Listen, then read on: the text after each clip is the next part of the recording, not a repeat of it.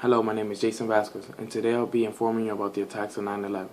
On that day of 2001, of September 11, America was hit with a terrorist attack.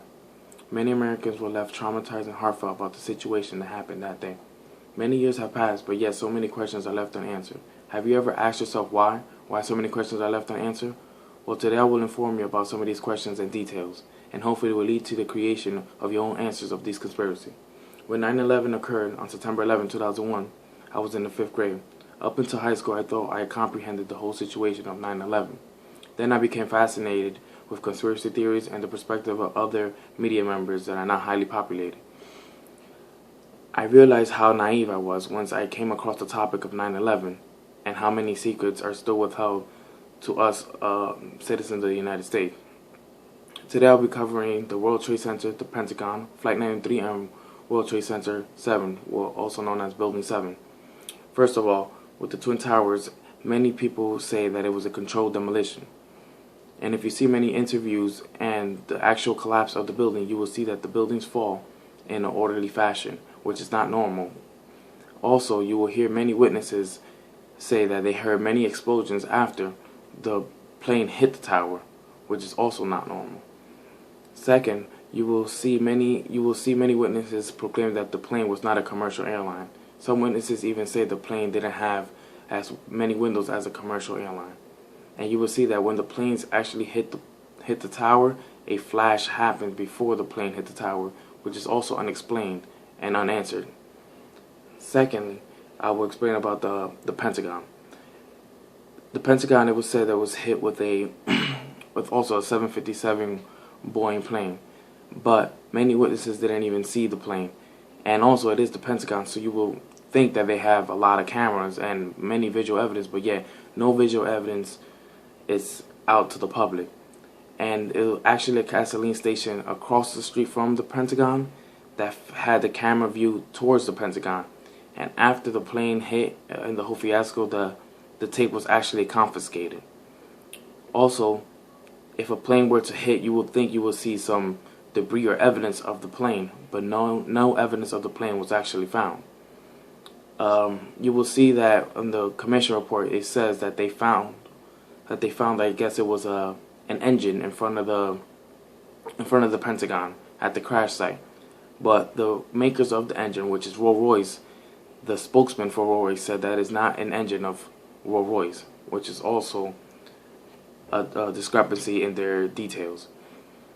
Many witnesses actually think that it was a missile which hit the Pentagon, because if you see the dimensions of the hole which was left after the attack, it does not match up with the dimensions of the plane.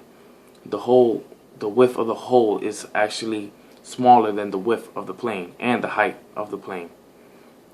And also, because of the fuel within the plane, it doesn't make sense that the Pentagon, the fire did not last as long as the World Trade Center. Actually, it should have even lasted longer because of the amount of fuel that was within the plane. And you will see that some of the sides of the Pentagon had no fire damage at all, leading to why many people think that it was a missile which struck the Pentagon. Also, Flight 93. Flight 93 is known as the plane that was brought down in Pennsylvania. Because it was said that the planes were taken over by a bunch of Middle Eastern people with box cutter, which I do not understand myself. But there's reports that say that Flight 93 at 11:43 landed in Cleveland, which was reported in the news, because the reason the plane landed was because there was a suspicious item on the plane which they thought was a bomb or was a bomb scare. But yet, it was at 10 a.m. it was said that the Flight 93 fell in Pennsylvania, which doesn't make sense, the timing. About World Trade Center 7, the lease owner is Larry Silverstein. There's an interview with Larry Silverstein where he says the term pull it.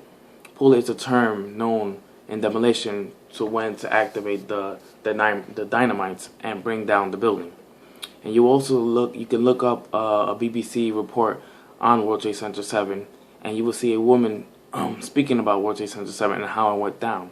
But yet, in the background, 30 minutes earlier, she speaks about the building going down. And you will realize that in the back of World Trade Center 7 is still standing, which also makes no sense. And the most surprising to me is the black boxes. Every plane has two black boxes in it, which record everything within the plane, and they're known to be indestructible.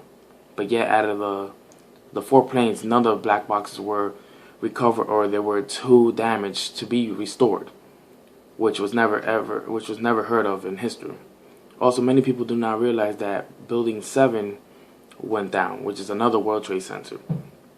And it was said that that building went down because of the fatigue from all the debris that happened from the other towers. And this was never heard of, that a steel complex could go down.